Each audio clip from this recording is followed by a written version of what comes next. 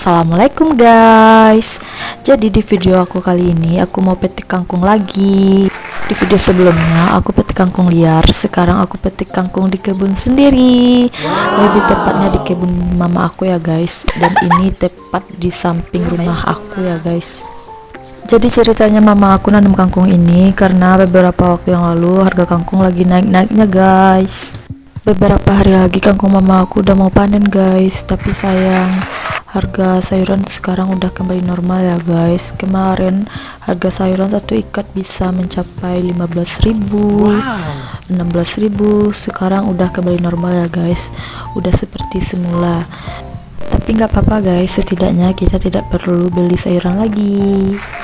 Baiklah, aku tidak memperpanjang kata mukadimah, langsung saja lanjut menonton ya guys. Happy for watching.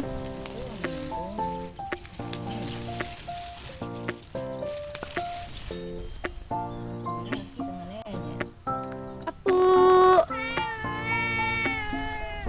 siko pu.